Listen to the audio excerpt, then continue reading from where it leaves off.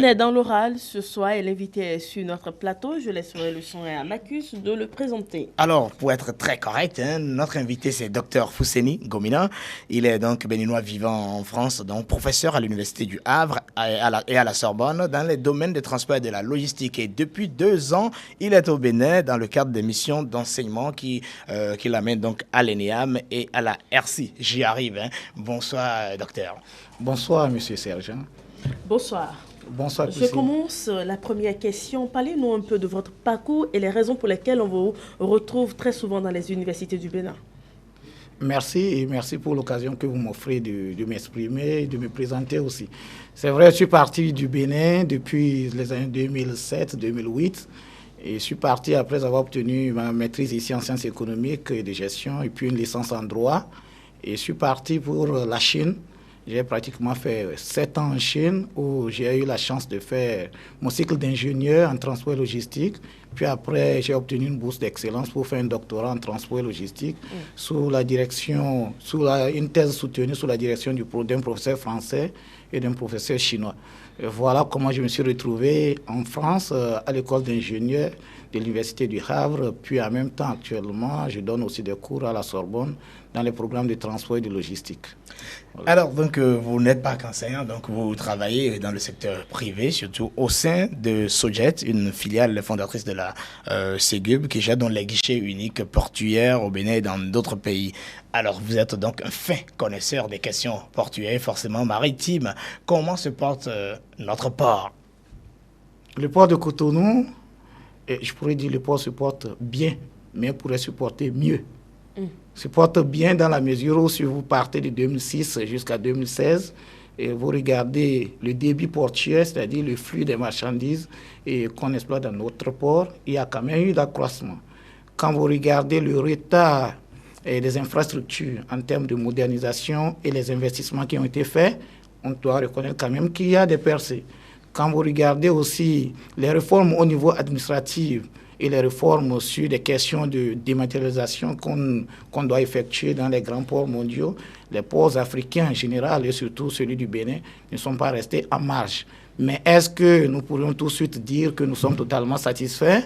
Et c'est un peu difficile de le dire, mais nous, en tant qu'experts, nous pensons qu'il y a toujours possibilité d'améliorer, d'aller plus loin et surtout aussi d'envisager l'avenir, parce que l'avenir portuaire aujourd'hui ne se ressent pas seulement dans ce que nous faisons dans le port. Nous parlons aujourd'hui des grands ports maritimes, nous parlons aujourd'hui des corridors logistiques mondiaux, donc il ne s'agit plus, la performance du port ne se limite plus à l'embarquement, au chargement, au déchargement. Il faut voir toute la chaîne logistique qui part du port, qui va sur les corridors logistiques, les routes et les voies que nous avons. De façon concrète, vous avez parlé des infrastructures réalisées, notamment par exemple par le fonds américain, qui est bien sûr le MCA, donc le Millennium Challenge Account. Mais malgré cet investissement, on entend des opérateurs portuaires dire que quand on va au port de Lomé, il y a plus de flux, il y a plus de bateaux qui accostent qu'il y en est à Cotonou. C'est vrai, c'est bien évidemment la véritable question. Nous sommes là dans une problématique qui concerne la plupart des pays africains, la planification. La planification est une vision sur le long terme qui passe souvent ici par la quête permanente de nos gouvernants à la redevance. Ce qui fait que la compétitivité du port chez nous, nous basons beaucoup plus sur les recettes que nous faisons. Donc, sans nous appuyer. Est-ce qu'on peut dire qu'il n'y a pas une bonne planification au niveau du port autonome de Cotonou? S'il y avait, c'est qu'il y a possibilité d'améliorer. Je m'explique un peu. Allez-y. La compétitivité d'un port ne se résume pas seulement aux dispositions pratiques que nous faisons, que nous prenons. Regardez les frais de dédouanement au Bénin. Regardez le prix qu'on paie pour sortir un conteneur dans nos ports. Et regardez aujourd'hui, lorsque vous discutez l'Interland avec d'autres ports sous-régionaux, nous sommes dans une compétition portuaire. Des ports côte à côte, je prends toujours le cas de la Chine. Nous ne sommes pas les mieux disants. Nous ne sommes pas les mieux disants. Et c'est comme l'offre et la demande. Le client ne ira que là où il est mieux accueilli et là où les conditions sont meilleures. Le Bénin dispose des avantages comparatifs par rapport à sa position géographique. Mais au-delà de ça, aujourd'hui, regardez l'investissement qui se fait, que ce soit au port de Kribi et au Cameroun, que ce soit au port de Lagos au Nigeria, que ce soit au port de Lomé, au port d'Abidjan, de San Pedro, de Dakar et comme ça. Alors, donc, on peut parler maintenant d'une petite comparaison en termes de modèle de développement entre le Bénin et les autres ports de Chine et européens par rapport à notre port au Bénin? Qu'est-ce qui se passe? Oui, si on est prend bien loti ou pas? Si on prend tout récemment... Où le rêve est démesuré. Le rêve n'est pas démesuré dans la mesure où nous proposons les mêmes services. Okay. Regardez le modèle chinois, tel que je l'ai vécu avec le grand port de Shanghai. Ce que les ports qui sont sur la même façade maritime ne sont pas seulement que des ports en compétition. Ce sont des ports qui ont un destin commun. Et dans ce cadre, les ports s'entendent pour laisser un port qui émerge. En Chine, par exemple, vous prenez les 50 meilleurs ports au monde. Sur les 50 meilleurs ports, le port de Shanghai, les ports chinois, et on compte plus de 20 ports chinois. Et ce sont des ports qui sont disposés à environ 50 km les uns des autres, comme les ports de l'Afrique de l'Ouest. Mais comment se fait-il que les ports qui sont côte à côte sont très compétitifs en Chine? La raison est toute simple. Nous choisissons un port qui devient un hub sous-régional. Mais aujourd'hui, ce que je remarque, nous étions à une conférence à Dakar tout récemment, et les ports africains, chacun dans sa position, essaie de devenir le hub sous-régional. Regardez en fait même les dénominations ou la publicité que nous faisons dans nos ports. Chacun dit le plus grand des petits ports. Chacun donne et le port ouest-africain qui rassemble tout le monde. Il y a des superlatifs relatifs. Superlatifs qui ne permettent pas, en fait, d'harmoniser leur plan stratégique de développement. Regardez la symétrie au niveau, la disparité au niveau des services. Vous prenez, par exemple, le lamanage dans un port, le prix qu'on donne au Bénin n'est pas le même qu'on donne au Togo. Vous prenez, par exemple, le remorquage, le prix qu'on donne au Bénin n'est pas le même qu'au Togo. Et lorsque le client a un choix, c'est qu'il choisit ce qu'il a avantage. Et souvent, ils vont L'inconvénient, c'est que nous risquons à la longue de subir les affres d'un investissement colossal dans les ports comme les ports du Nigeria, où aujourd'hui, avec leur population, les armateurs et les grandes compagnies pourront choisir les ports du Nigeria où la stabilité politique, la stabilité du pays, la sécurité revient. En termes de comparaison, comment se fait-il qu'au niveau des ports, par exemple en Chine, il y a moins d'employeurs qu'au niveau du port de Cotonou, par exemple? Aujourd'hui, les ports du monde entier sont devenus des plateformes industrielles et économiques. Le port n'est plus un endroit où chaque directeur général vient et embauche ses parents, amis et alliés. Les ports aujourd'hui ont vocation à devenir plus modernes avec l'implication des réformes qui visent par exemple la dématérialisation. C'est quoi la dématérialisation? Toutes les démarches administratives que nous faisions, tout ce que nous faisons et qui implique le contact direct avec les clients et dont la finalité... Restons sur la dématérialisation, puisque vous l'avez expliqué, pour parler justement de cette réforme dont vous parlez. Donc, la Ségub, c'est bien ça, ou la Ségub, puis le GIOS, dont on parlait, certains qui a fait couler encre et salive. Est-ce que ces réformes-là, de votre point de vue de technicien, est-ce que ça a porté? Je pourrais dire que ça a porté. Ça a porté dans la mesure où c'est ce qui se fait de mieux dans le monde entier. Que ce soit actuellement, je travaille en France, comme vous le dites, à Soget. Je suis le chargé d'études pour cette entreprise-là. Et mon travail, c'est beaucoup plus d'aider pour la mise en place de toutes les procédures et allant dans le sens de la facilitation de la fluidité des transports sur le corridor Haropa, ça veut dire Havre, Rouen, Paris. Et lorsque vous voyez ces réformes-là, on évite autant que faire se peut de contact entre le client et l'autre, et les douaniers par exemple.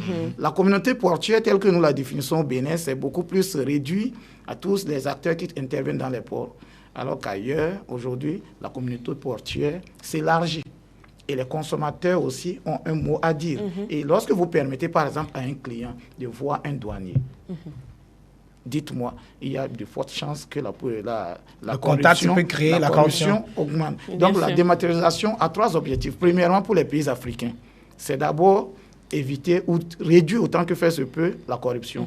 Deuxièmement, rendre plus fluide toutes les activités. Parce qu'en termes de transport international, transport et logistique, ce qui est important, c'est le temps, la fluidité. Vous envoyez une marchandise, vous voulez qu'elle arrive à temps, et pour vous, c'est cette célérité que vous voulez. Vous voulez en même temps aussi maîtriser vos coûts.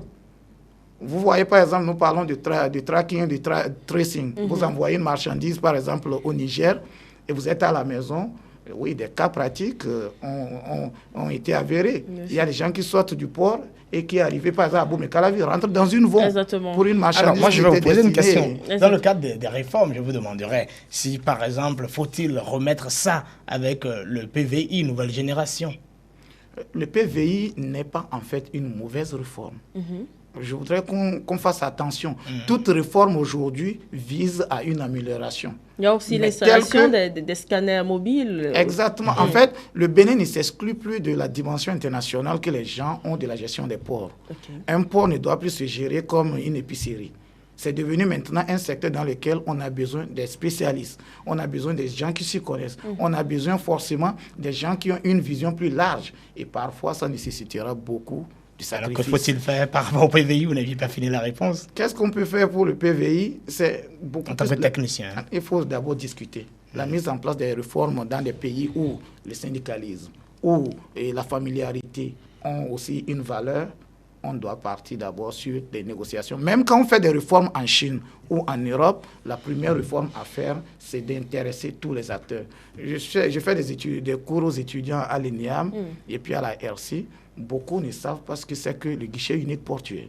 Beaucoup ne savent pas, les gens, les consommateurs, la population ne sait pas c'est quoi les réformes qu'on entreprend dans les ports. Alors qu'en fait, s'il y a une bonne discussion, une bonne explication, et lorsqu'on montre par exemple que le guichet unique a fait passer le temps d'attente dans les ports de 39 jours à 2 jours, par exemple, les gens comprendront. Lorsqu'on dira, par exemple, que lorsque vous recevez un conteneur, vous pourrez dépenser moins qu'il y a 10 ans, les gens comprendront. Parce qu'en fait, le concessionnaire à qui on confie, par exemple, la gestion d'un terminal, lui veut faire des économies. Monsieur Gominan, une dernière question. Vous êtes docteur, vous travaillez en entreprise et vous enseignez.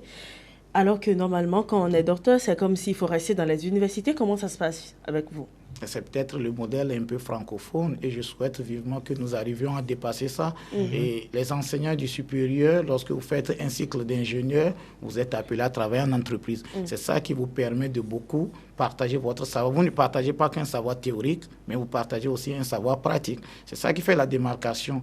Et en France, par exemple, pour enseigner à l'école d'ingénieurs de l'Université du Havre, il faut avoir un profil mixte qui permet aux étudiants de vous voir, pas seulement en tant qu'enseignant, mais de vous voir aussi en tant que praticien. La même manière aussi, dans d'autres localités, c'est comme ça que ça se passe dans le système chinois. Ce que je souhaiterais vivement, il ne faut pas qu'on dise que tout ce que nous faisons ici est mauvais. Non. Absolument. Et nous avons conscience que ce sont les mêmes professeurs qui m'ont formé ici.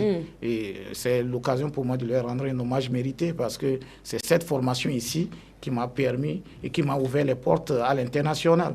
Mais lorsqu'on revient ici, là je vous réponds par rapport à ma présence au Bénin, pour moi c'est un devoir moral que de revenir régulièrement enseigner dans mon pays. C'est ce pays qui m'a donné la bourse pour que j'aille en Chine. C'est vrai que c'est parti pour un master d'ingénieur, après j'ai eu la bourse d'excellence. C'est ce même pays qui m'a vu grandir. Et lorsque j'arrive en France, que j'enseigne aux étudiants, je me dis, j'ai le devoir moral de revenir régulièrement. Et là, les conditions nous ont donné de revenir. Et si vous permettez, je vais placer un dernier mot, c'est de remercier tous les amis, tous ceux qui sont dans l'enseignement, et surtout aussi rappeler au nouveau gouvernement qu'en fait, il y a des bonnes initiatives qui ont été prises. Parce qu'il y a l'association des Béninois de France qui intervient dans les universités, que l'ancien vice-premier ministre Abiola a voulu inviter régulièrement. Ma première mission au Bénin a été dans ce cadre-là. Si c'est une bonne initiative comme ça, vivement que le nouveau gouvernement puisse continuer parce qu'il y a beaucoup de compétences. Il n'y a pas que moi, il y a des gens, des Béninois qui sont aux États-Unis et qui peuvent venir aussi, qui sont prêts à revenir servir leur pays. Merci, Dr Fousseni. Voilà, on rappelle que donc, vous êtes docteur en transport, planification, voilà, transport et logistique. On vous remercie. Dire que nous avons beaucoup de talent au Bénin, beaucoup de compétences, il faut en tenir compte à chaque fois, n'est-ce pas, Priscille? Exactement. Merci beaucoup, docteur, d'être passé sur ce plateau. Et tout de suite, c'est Sacré Sport avec Latifou Boni.